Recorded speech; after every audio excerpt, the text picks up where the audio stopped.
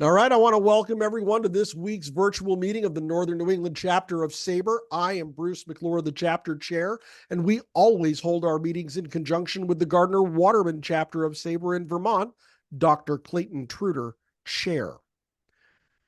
Now, in 1924, Washington Senators team president Clark Griffith hired Bucky Harris, his 27-year-old second baseman, as manager. It was a decision called Griffith's folly. Yet the Senators, inspired by their fiery new leader, found themselves in first place heading into the home stretch. The question remained.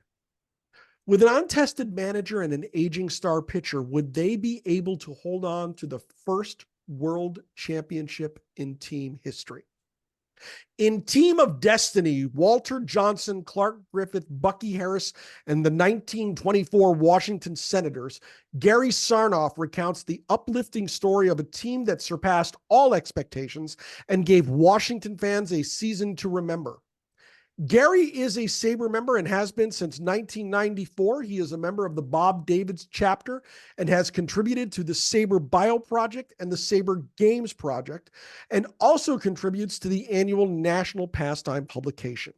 He is a member of the SABR Negro Leagues Committee and serves as co-chairman of the Ron Gabriel Committee, and he is here tonight to talk about his book. Gary Sarnoff, welcome to Northern New England. How you doing? Good, Bruce. How are you? Terrific. I'm so glad you're here this evening. I've been anticipating seeing you because I'm very interested in this book. We don't talk enough about those old Washington Senators. And it's almost like a lot of those great stories of that team have been forgotten. So how did you get interested in the Washington Senators, and how did you get to writing this book? Well, I got interested in the Senators when I was a kid growing up in Chicago. I was a Cubs fan, but I liked the Washington Senators. They were my favorite American League team because they had my favorite player, Frank Howard. So that's how I first started to like the Senators and how I became interested in the team. And I became very interested in their history because, as all of you know, Washington, the Senators did not have a very good history. I mean, they didn't have a lot of winning teams, the Senators. However, they did have one era in the 20s and 30s where they were very good and content. And I always thought the 1924 Washington team, I think that was one of baseball's greatest stories. A perennial underdog. Nobody expected anything from them that year. They had never won a pennant before that. And here they were. Suddenly they were contenders, then American League champions, then world champions. The Washington Senators, first in war, first in peace, last in the American League. I think that was the joke. That's a good way to sum up their history, unless you're talking about the 20s and 30s. So you're actually a Nationals fan, right? You're a Washington Nationals fan. I live in Alexandria, Virginia now. The Nationals are my closest team, so yes, I am now a Nationals fan. So have you really delved into the history of Major League Baseball in DC, or was it just specifically the 24 Senators that got your interest? Well, I was like most of you, I was a baseball history fan since I was young, since high school. And reading baseball history, I was just always intrigued with the Senators from this era, the 20s and 30s, because they were good and they had quite a few Hall of Famers and they had good teams and they won 3 pennants in that era and they won a world championship. So that always interests me. So writing the book, where exactly did the idea come from? Was it just based on your Washington fan base? But this is a very specific team that not a lot of people talk about, even though they won a world championship. Well, I always thought that the 1924 Washington Senators, I thought that was one of baseball. I always thought it was one of baseball's secrets in terms of being a great story. I think it's one of the best stories, just an absolute heartwarming story. Not only a franchise that had never won before, never won anything before, but also the fact that Bucky Harris, who was 27 years old, was hired to manage the team before the season. And I think what really makes the story special is Walter Johnson. He was 36 years old. He was entering his 18th season as a major league pitcher, and he never pitched for a pennant winner. He pitched for a few good teams, but never came close to winning a pennant. And here he was before the season. He announced this was going to be his last season, and it turned out not to be. He pitched for a few more years, but going into that season, even after the season, he was planning on being his last. So before the season, when people heard he was thinking about retiring, he was projected to be the greatest player ever who never had the chance to pitch for a pennant winner or pitch in the World Series. And lo and behold, he had a great season. He was the American League MVP. He won 23 games. And finally, he got to pitch for a pennant winner and in the World Series.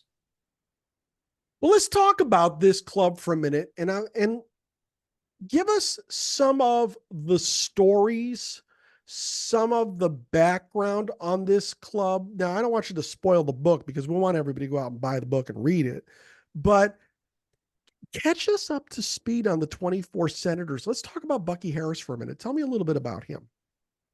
Okay, well, Bucky Harris, he only had four, before the 1924 season, he only had 4 full seasons of major league playing experience. And and he was only 27 years old, and he was always a fiery player, very competitive, smart player too. And Clark Griffith, the team president and co-owner, he always knew, and he even said it to Bucky Harris a few times, when your career is over, one of these days, I'm going to hire you to manage the Senators. I want you to manage the Senators.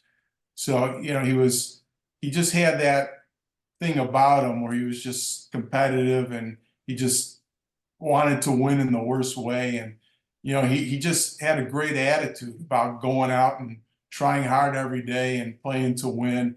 And that was something that rubbed off on his players, but he was a good hitter. He was a great clutch hitter. He was good in the field, and he was very good. He and the shortstop Roger Peckinpah, they were a very good double play combination, and throw Joe Judge, the first baseman, into the mix, who also was an outstanding fielder.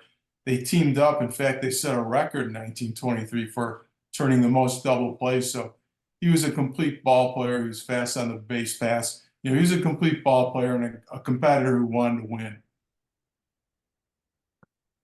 27-year-old manager back then, that was highly unusual. I mean, he was younger than his biggest star. Yeah, most of his players were older than he was. And at age 27, well, first of all, I should say that player managers, as most of you probably know, player managers were common back in that era. There were plenty of Ty Cobb, George Sisler, so there are plenty of player managers. However, these guys were over age 30. They were seasoned veterans, established stars. So to hire someone who was only 27 years old it had happened before. There have been very young managers, but that was very rare. And those guys were usually interim managers. But here was Bucky Harris, only 27 years old, and most of his players, like I said, were older than he was, and he was hired to manage the team. What was the reception like for him? He was nervous at first. First he was thrilled that he got the offer. He was absolutely thrilled. Then after that sunk in, he began to think about, well, how are my players going to react to that? He was nervous about that. These guys were older than he was, and a guy like Roger Peckinpah, who had managerial experience, who was older than Harris, who some thought might get the Washington job. Harris was worried about how Peckinpah might feel about it, but when he met those guys in Hot Springs, because they met in Hot Springs to prepare for spring training, and when he met those guys, he learned right away that those guys were behind him 100%. So that made him feel good that they were behind him. That was pretty much my entire career personally in what I do. Oh my goodness, what have I gotten myself into? But so he had a good reception from his players, even though he had a veteran roster with guys for the most part who were older than he was. I'm going to ask about one specific player because we've already touched on him. Was Walter Johnson's reaction to this kid getting hired, was it a positive reaction? Do you have anything in the book about that? Yeah, absolutely. Walter Johnson was very positive about it. And Walter Johnson and the other players, when they were in Hot Springs, they said the quote is they were going to work their heads off for him. They were going to work hard for him. So Walter Johnson was very happy that Harris got the job. He believed in Harris. He knew Harris was a competitor, and in his mind, Harris would do a good job. What other unsung heroes were there that you touch on in the book? Well, first of all, the Hall of Famers, I just want to mention, in addition to Walter Johnson, they had Goose Goslin, the left fielder, was a Hall of Famer. Sam Rice, who's in right field, he was a Hall of Famer. Some of the unsung heroes, Joe Judge was a very good first baseman. I mentioned he was good defensively, but he also is a very good hitter.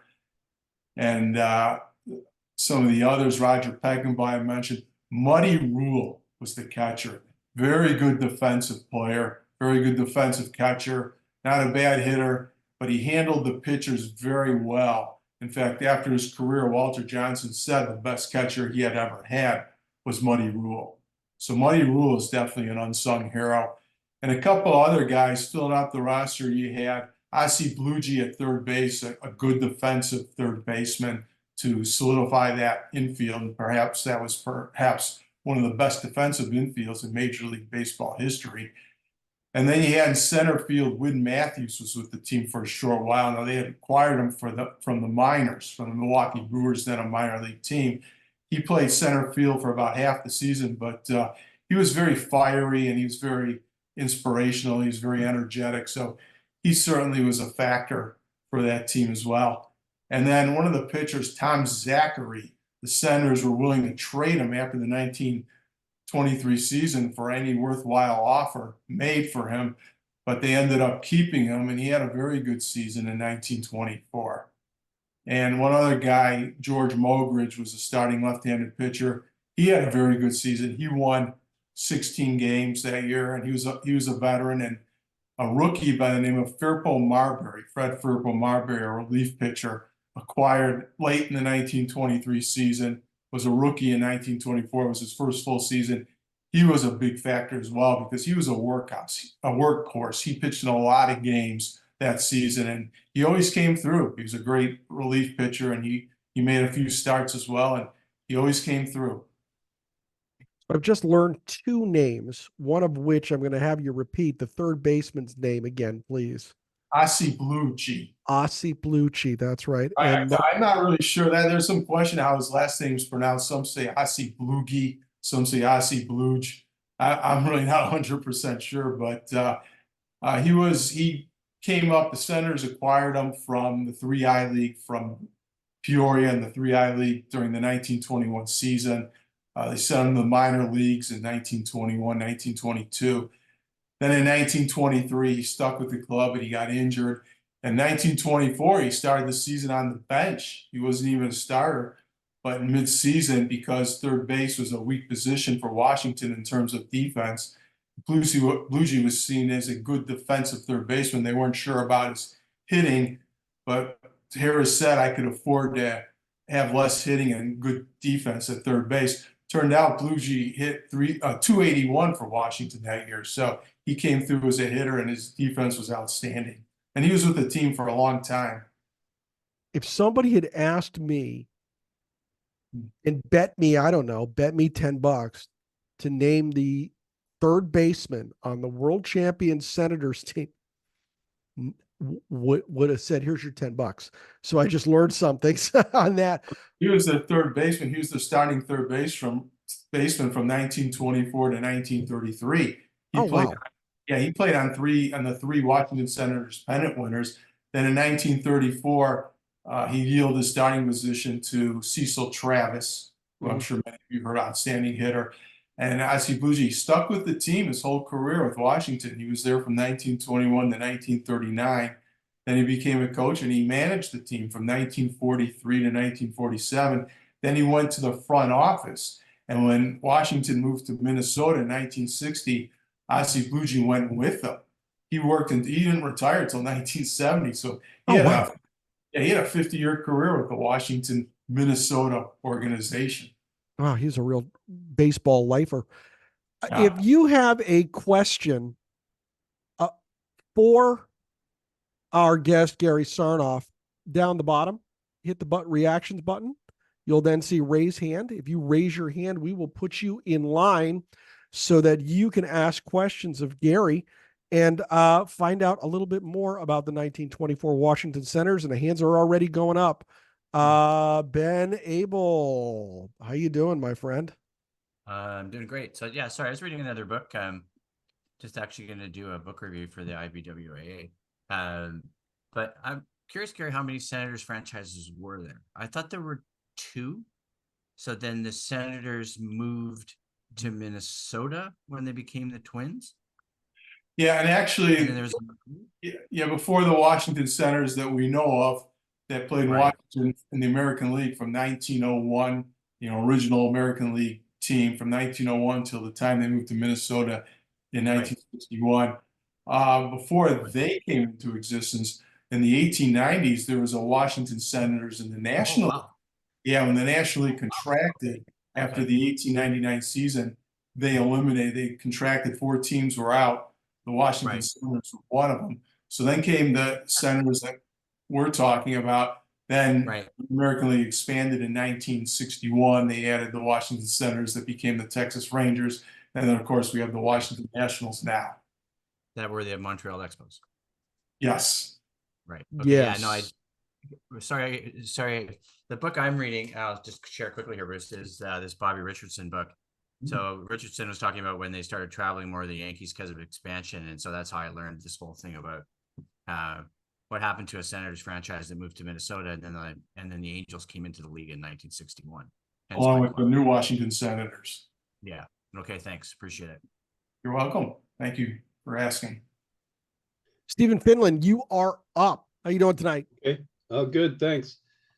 From Rhode Island. Yes. Good to hear you. I thought I'd ask Gary if he's allowed to tell us something about Game 7 of the World Series. Well, it was in Washington, Game 7, and the Senators scored first in that game on a Bucky Harris home run, so they had a 1-0 lead. Then in the 6th inning, I believe it was the top of the 6th, the Giants rallied for 3 runs. They were aided by a couple of Washington misplays, so now they led 3-1. Then came the bottom of the 8th, and Washington rallied for 2 runs to tie the game. So it was tied at 3-3. Now, during the rally, they had sent up a pinch hitter to hit for the pitcher. So when the top of the 9th came, everybody knew there'd be a new pitcher on the mound. And who was the pitcher? None other than Walter Johnson. Now, Walter Johnson had made 2 starts. He started Game 1 and Game 5. And he was the losing pitcher in both of those games. And he was absolutely devastated that he lost because he really wanted to win, not only to fulfill his lifelong dream of pitching a win in a World Series game, but he had so much support, so much fan mail. The whole country was behind him. He was getting letters from around the world from people who wanted to see him win. So when he didn't come through, he was absolutely devastated. And here he was in the top of the 9th, pitching, in Game 7, one last chance to win, to fulfill his lifelong ambition, to come through for all those fans throughout the country and around the world. And he pitched 4 shutout innings. He was in a jam in every inning. And in the bottom of the 12th, the Senators scored to win the World Series. Walter Johnson was the winning pitcher. So he goes out as the winning pitcher in the World Series and a champion to boot. Yep. Terrific. Terrific. Joe Ross. 2 things. The first is when you were talking about the first in war, first in peace, last in the American League, I really thought you were talking about the Red Sox. Keep careful. Second, the real question, you lived up north, but you were a Washington Senators fan. Did you stay a Washington Senators fan when they became the Twins or when they became the Rangers? Or did you give up? Yeah, well, the Twins were before my time. The move from Washington to Minnesota was before I was born. The team I remember was the Frank Howard Washington Senators. And yeah, when they moved to Texas, I gave up. I absolutely gave up. And I didn't like the Rangers too much because of that. I don't have a problem with them now, but I didn't like them back then because they had left Washington. They took your team. Well, they were really, they were my favorite American League and my secondary team because I grew up in Wilmette, Illinois, in the north suburb of Chicago. So the Cubs were my favorite team growing up. Ah, okay. Okay, so now that brings up a question. You were a Cubs fan growing up. Right. And you're in Virginia, you wind up sort of gravitating toward the Nationals as they moved from Montreal to become the nation's team. Yes, and it happened because I moved here in 2005. And I started my book. My first book was on the 1933 Washington Senators. I call that one the Wrecking Crew of 33. They won the pennant that year, but lost to the Giants in the World Series. So when I moved here, the Expos relocated to Washington. We had a new team here. I was writing a book about the Washington Senators. So I just decided to start fresh, clean up, just wash everything away and just start fresh with the Washington Nationals. So did you root for the Cubs when they won a few years ago? I was happy when they won it. I was happy with the Cubs. The old Cubs fan in me was pulling for the Cubs. So I was pulling for the Cubs, and I was happy they did it.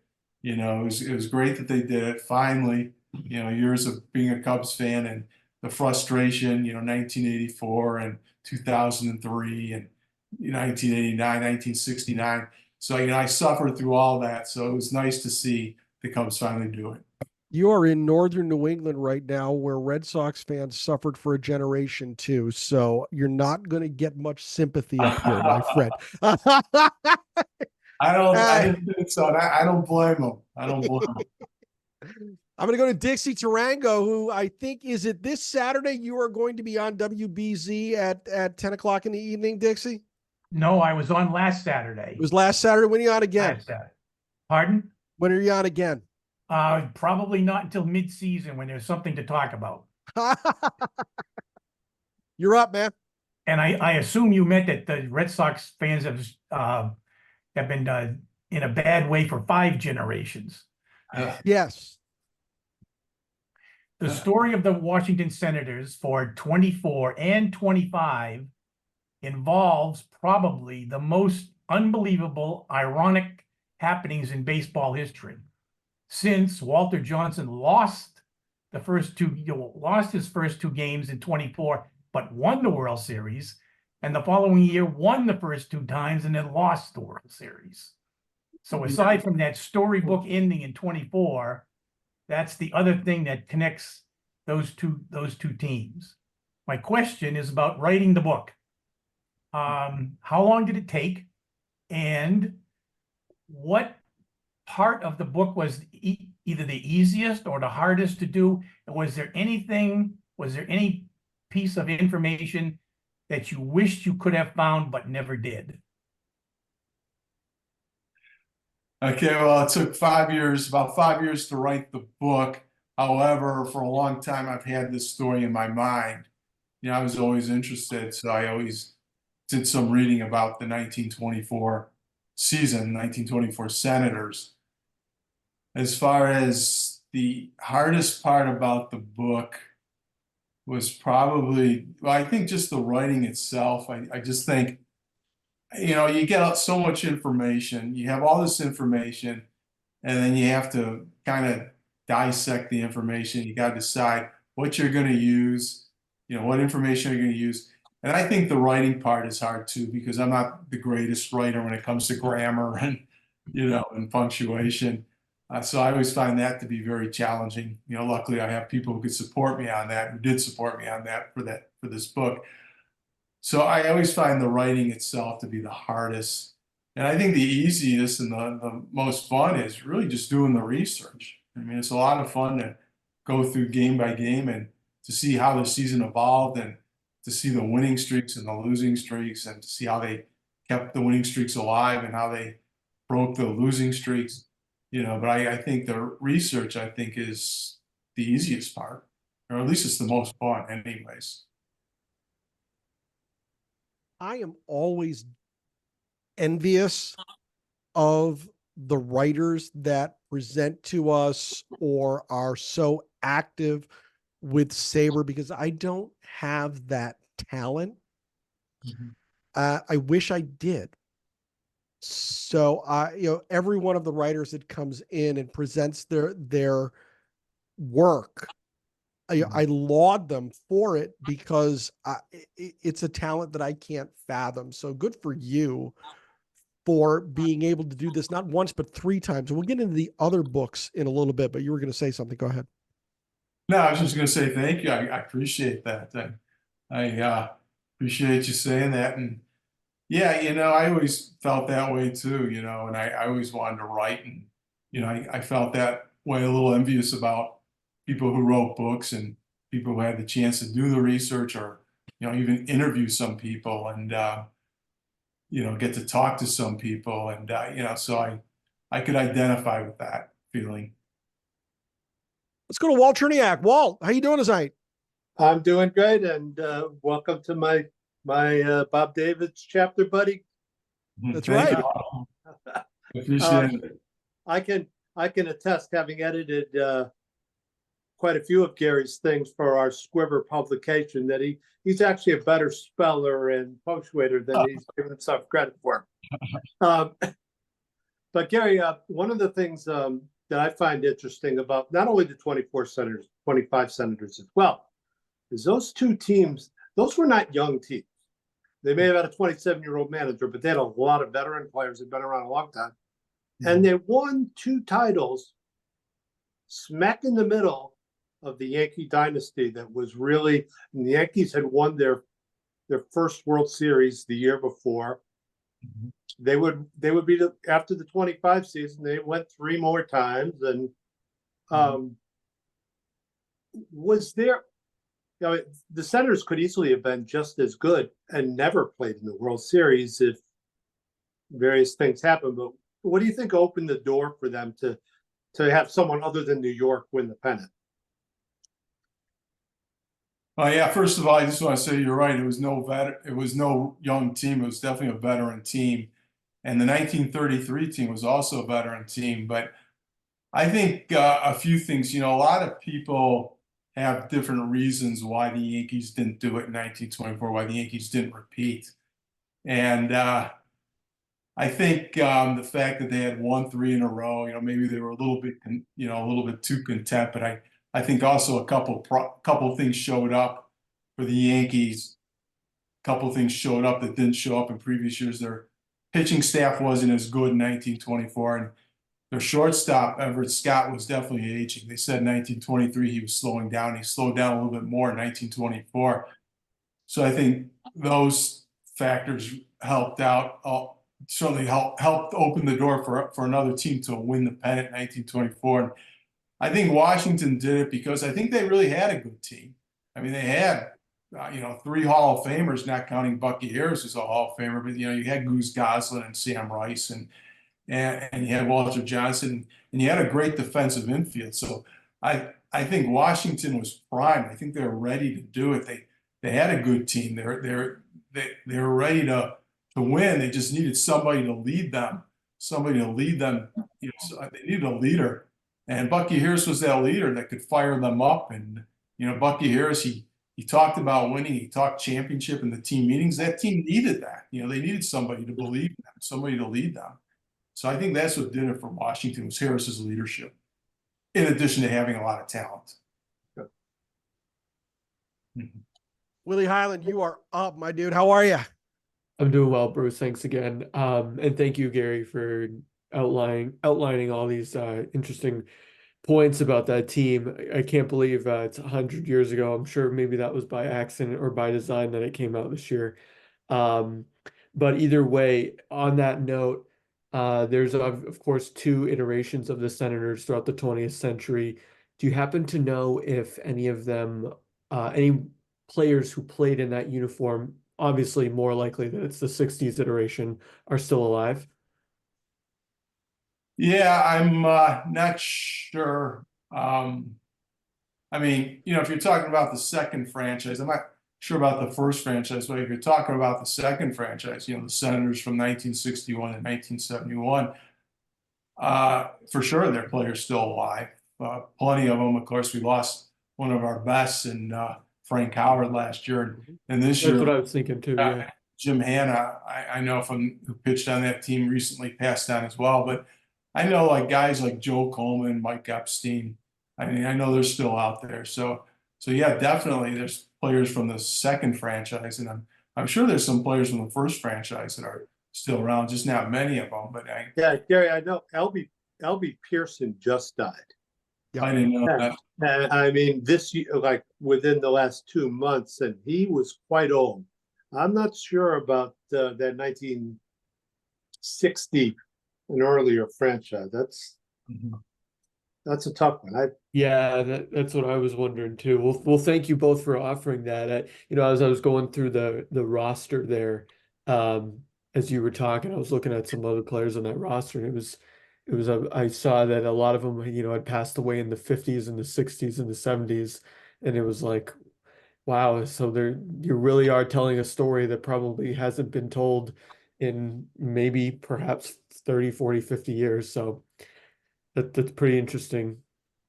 Yeah, I know that the 1924 team, if you're talking about them, those guys are long gone. But Right. when I started writing the 1933 book, Cecil Travis was still around. He was still living. I tried to interview him as well. I tried to interview him for the book, but he wasn't really that interested because I think he wasn't in great health at the time. But somebody I did talk to, he missed the 33 team by a couple of years. But if you remember the name Buddy Lewis, he was still around. He was still living at that time. He's since his passed. But as far as the 1924 team goes, they're all long gone. Thank you. That's terrific. Let's go back to I have an answer. I have an answer. Oh, Jim, I believe Jim Cott pitched on that team. Oh yeah. Yes, he pitched debuted in 59. Yes. 59 for the Washington Senators before they went to Minnesota. So he's one. Yeah.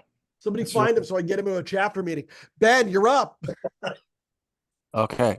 More question for the people like you, Bruce, than just Gary, but there must be a ton of stuff in the SABR archives and within the online stores for Washington Senators research and reading. The reason I say this too is because the recent book that I think a lot of us were gifted, I know I was in November, about the history of Ebbets Field with a lot of SABR contributors. So I didn't know if there was some similar types of SABR books floating around with some Senators history. There's never, a shortage of material, right? There actually is. SABR did write a book about about Griffith Stadium, games in Griffith Stadium. Oh, right. Just a few years ago, I contributed 2 game stories for that book, so I know it's out there. Oh, okay. Yeah, but there is one on Griffith Stadium. Yes. Yeah, that makes sense that there would be one in Griffith. There's a lot of, I've seen those on Twitter too. Like there's a Three River Stadium one and quite a few different stadiums, right? So that's why I asked more about the Senators, and I had forgotten they played at Griffith Stadium. Right. If you go into SABR's website, into our bookstore as a SABR member, you can download any of those books for free. There is a Griffith Stadium book, and I believe there's 1 or 2 Washington Senators books as well, and more being added all the time. Let's go to C.R. McClanahan. C.R., how you doing this evening? Good, thank you very much. So Sam Rice, did he make a very famous catch in 1924 in the World Series? That was 1925. Okay, I wasn't sure. Yeah, 1925. Okay. Yeah, game 3 or game 4. But Okay. he made that catch. He disappeared into the temporary bleachers. They added bleachers to Griffith Stadium. They added bleachers to the outfield, and it had a very low wall. I think it was only 4 feet. So when he made the catch, he leaped, he made the catch, and he toppled into those stands. And then he disappeared for several moments. And he reappeared, he was holding up the baseball. So the Pirates immediately protested, saying that no way did he make that catch. A fan had to put that ball in his glove. He did not make that catch. But the umpires called, they ruled that he made the catch, and they held up their decision. So Sam Rice, in later years, he was asked, did you make the catch or not? Did you really make that catch? And Sam Rice would always reply, the umpire said I did. So he wouldn't answer the question. He said, the umpire said I did, that's good enough. So people always want to know, did you or didn't you? The umpire said I did. He'd always reply. Well, shortly before he died in 1974, he sent a letter to the Hall of Fame, and he wrote on the envelope the truth about the catch in the 1925 World Series. So after he died, they opened up the envelope, they read the letter, and he said he made the catch. He said he made that catch in the 1925 World Series. So the 50-year-old mystery was solved, I guess. Thank you For very the much. most part. Solved according to the participants. Yeah.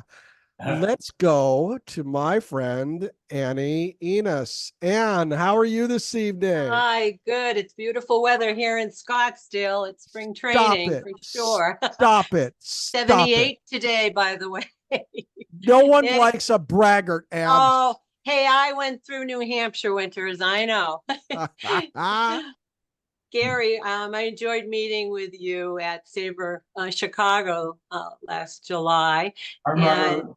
Yeah, and learning about Joe Judge and visiting Cohasset, Massachusetts. Yep. And when he was with the Red Sox. So I think I told you my dad actually met him when he was 12 years old. And he was playing first base for the local high school or whatever. And Joe Judge actually gave him a mitt, a first baseman's mitt. Really? That's great. Which is, and he used it until it was totally worn out, all his baseball career. But have you learned anything about Mr. Walter Kerr from Cohasset and his relationship with Joe Judge and Yeah, Walter Johnson and all of them? I did indeed. I did go up there. I went up there just like I said. When I went up, I went to the bookstore where you told me to go. I went to that bookstore. I introduced myself, and they told me, yes, we were expecting you because you're up there for your high school reunion. You had That's right. And you told them about me.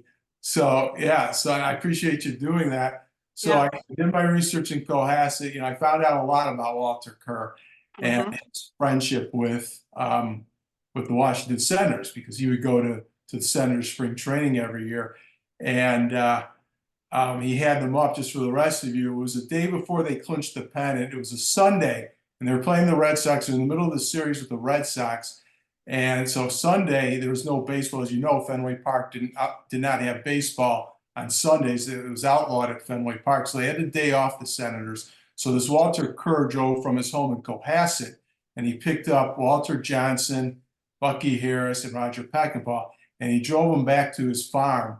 And it was a great day for the ball players because they were under a lot of pressure to win the pennant, and they just wanted to get away. They just wanted to get away from it for a day. So when they went to Walter Kerr's farm, it was just a great day off, a day away from the ballpark, a day away from the city. They had a lot of relaxation. He fed them dinner that night. They had a good meal. Then he took them back to the hotel that night. But just to finish the story about Cohasset, I am signed up to make a presentation there on September 26th. And now I'm waiting to hear from that bookstore because I'm hoping to get a signing as long as I'm up there. Good. I will be speaking in Cohasset, Massachusetts about that day on Walter Kerr's farm. September 26th. Oh, wonderful. Well, it really wasn't his farm. It was the farm. He was it was a dairy farm, and it was owned by Clarence Barron. Now, people may not know about Clarence Barron, but he was a multimillionaire in town, and he was the owner of the Wall Street Journal, Dow Jones, and of course, Barron's. Is named after him. So Walter Kerr was his dairy manager, and he raised these prize Jersey cows for Mr. Barron. Yes, he did. Yeah, and pigs and chickens as well. I mean, the farm was worth probably millions. I mean, because it was just, but Yeah, I knew that about Walter Yeah. Kerr. That when I was up there, what I really wanted to know, and I knew he hosted them, but I had to Mhm. find out, where did he host them? I mean, where was his Oh, home? I So that was found out. I Well, found out where well, his home was, near the center of town. However, he brought them down or he had Walter Johnson at other times, for the Episcopal Church men's group. So I've been kind of looking into that, and they would come down to this Yeah. men's group, that Walter Kerr was involved with. I didn't know that. That's Yeah, St. I knew Stephen's about the Episcopal one day. Church. Yeah, I knew the one day he had him on his farm. That was September 28th. yeah, 1925. The next day, he took him back to the hotel, and the next day they beat the Red Sox to clinch. yay. Well, not Yeah. good. Thank you.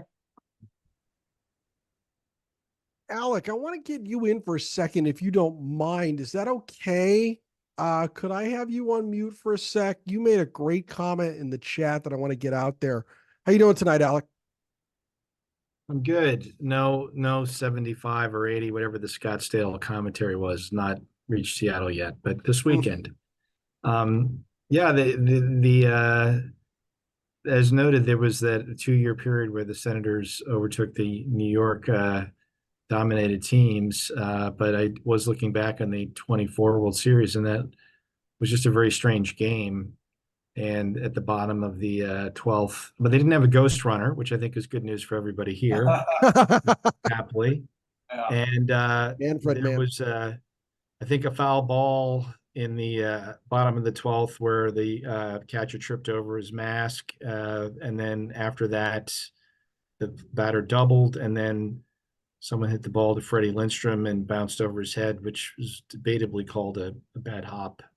So that's how they scored. So it was, I guess it's good to bat last and to have perhaps the Griffith Field groundskeeper helping them out in some cosmic way. But I think the next series was 25 also a 7-game series. I feel like Yes, it was. it was. Yes, it was. So it was what we would call a split decision. And then, of course, 1926 was the, I think, Grover Cleveland Alexander World Series. So there was some interesting, before this sweep in before 27, before it came lopsided again, there's some pretty epic World Series in that even without the Yankees or the Giants. Yeah. Together. Yeah. And you mentioned about the bad hop. Washington had the worst infield in baseball in that era. And so what they did before the 1924 seasons, they replaced the infield grass. That helped a lot. So they had a new infield grass. So there was no more bad hop grounders as long as it hit the grass. But there was problems though, especially around third base. There's problems with the infield dirt. So if you read my book, you will read that there were a couple of bad hops during the season, a couple of bad hops that led to runs that skipped over the third baseman's head. So it wasn't just a random thing in Game 7 of the 1924 season. It had happened a few times during the 1924 season. Willie Highland reminds us that Grover Cleveland Alexander was played by Ronald Reagan in the 1952 movie The Winning Team. Yeah, that's right. Not sure where it's available to stream, but I'm sure somebody's going to be able to find it. Gary, show us the book, man. You haven't even shown us the book. Here's the book. There it is. Yeah. And as you can see, Walter Johnson, Bucky Harris, and Clark Griffith are my main characters. They're on the cover. Team of Destiny, because the Washington Post sports writer once called them Team of Destiny. So that's where I got the name from. Here it is. That's fantastic. Now, this is not the only book you've written. You have 3 books out there, right? I have authored 3 books on my own. I've contributed to other books, but 3 that I've authored on my own. The first one was The Wrecking Crew of 33, about the 1933 Washington Senators.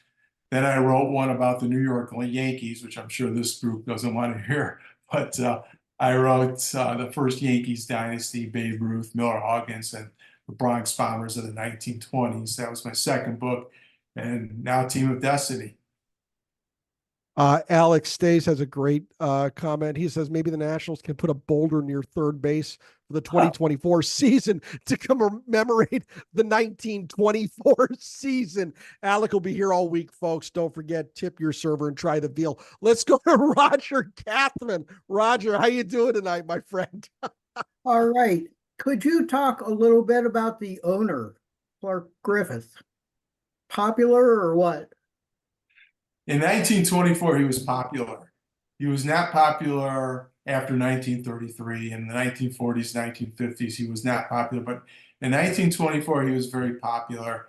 And he was very popular when he first arrived in Washington in 1912. Now, he was hired by the Senators, by the board of directors. They owned the team. They hired him in 1912 to manage the Senators. So when he came to manage, his results were instant. They had a good team in 19. It helped to have Walter Johnson, who was only 25 years old and entering his prime that season. So, so the results were instant. They were actually contenders in 1912. They had winning seasons. They had good teams in 1913, 1914, 1915. Then they had a good season in 1918. But then in 1919, they fell back to 7th place. By that time, Griffith kind of lost his affection for the board of directors. The board of directors lost their affection for Griffith. And Griffith knew the only way that he'd ever win a pennant in Washington was to be in complete control. So what he did is he secured a loan from the First Metropolitan Bank of Washington. He secured a loan for $100,000. He found a business partner, a man by the name of William Richardson, a Philadelphia grain owner, Philadelphia grain business he was in, and in the export business. He was a wealthy man. He came on board with Griffith. They bought out the board of directors in December of 1919. So he became owner and manager. He also managed the team in 1920. After the 1920 season, he stepped down as manager because he wanted to focus as team president. He wanted to focus on the day-to-day operations of the team, and also wanted to focus on getting the right players, building a winner.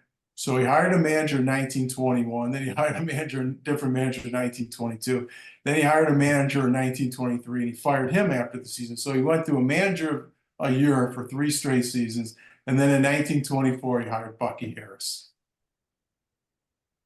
Thank you. Wow, that's George Steinbrenner-esque if I ever heard it. Jeez. Yeah.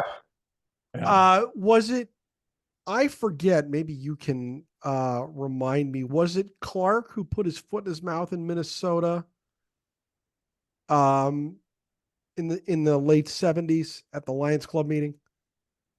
That was Calvin Griffith. It was Calvin. That's right. That was Calvin. Yeah. Yeah, Clark Griffith died in 1955. That's right. It was Calvin. That's right. 1955. So the team went to Calvin Griffith. Calvin moved the team to Minnesota. He was very unpopular in Minnesota and eventually sold the team in 1984. Now, let's shift gears here for a second, because one of the things that I mentioned in my introduction of you this evening is that you are the chair of the Ron Gabriel Committee. That's right. Tell us about that. The Ron Gabriel Committee, what it does, it honors every year. It honors the best work during that calendar year pertaining to the Brooklyn Dodgers. It could be books, articles, published or unpublished. Could be anything from other projects. Anything pertaining to the Brooklyn Dodgers is eligible for the award.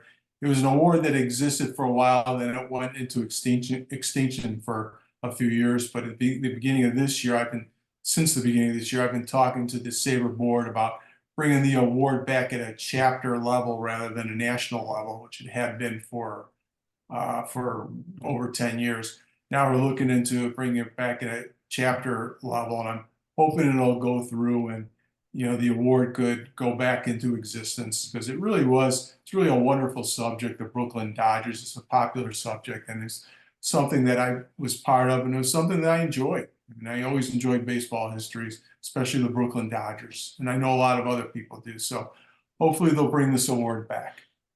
We have a bit of a connection to the Brooklyn Dodgers. Excuse me, Gary, did you meet Ron when you joined our chapter back in 05? I did not know him. I never met him, or if I did, I don't remember. But I've Yeah. heard a lot of things all good about him, and Yeah, I heard he I really did. loved the Dodgers. yeah, I did know him for a couple of years before he passed, and there's never been a more passionate Brooklyn Dodger fan who's ever walked the earth. Yeah, from what I read about it, I believe that to be true. He was a good man, I hear. Well, I hope Ron is going to be shining down on us. We have proposed to the SABR Board of Directors that we rename our franchise in honor our group in honor of Clyde Sukeforth, who was the manager who penciled Jackie Robinson in on day one in 1947. And he was in the room when Robinson was signed. And with our ideas on inclusion up here as part of our chapter's goals, we feel that Clyde is a good example for all of us as a group. And we look forward to being allowed to use his name moving forward. This has been fantastic. I want to say thank you very much, Gary, for doing this. You evoked some fantastic questions about the Washington Senators, and I'm so glad that you were here this evening. Thank you very much, Bruce. I appreciate you having me, and thank you for the opportunity to speak before the chapter. I enjoyed it. It was great. Always fun to talk about the Washington Senators. And there's one other thing that I want to ask you. How do we get the books? It's available on Amazon, or you can buy it from my publisher, which is Roman and Littlefield. It's also available on the Barnes & Noble website, Thrifty Books, Walmart, and a lot of other websites as well. And if you don't mind me saying, if you go to your local bookshop, I'm going to bet you dollars to donuts that they're going to be able to order it for you there too. And hopefully it's in the bookstore. That would be great. But, that'd be even better now, wouldn't it? There you go. All right. Hey, next Monday night, March 18th at 7:00 Eastern, we have another very, very special guest for everybody. Fellow SABR member Mark Gold will be with us, and he's going to be discussing his lifelong love of the New York Mets and his company's sponsorship of the club over the years. You've heard of his company. I'm not going to spill the beans now, but I will tell you that I have seen his presentation in the past, and it is so much fun. You are going to see a passionate Mets and baseball fan next week with us, and I can't wait to bring him to you. That is Monday, March 18th at 7:00 Eastern. We hope you all can join us. Let's get everybody out of here and say thank you very much. One more time, Gary, thanks a lot. Thank you. I appreciate it. We will see everybody next week. Have a good night, everybody. Thank you.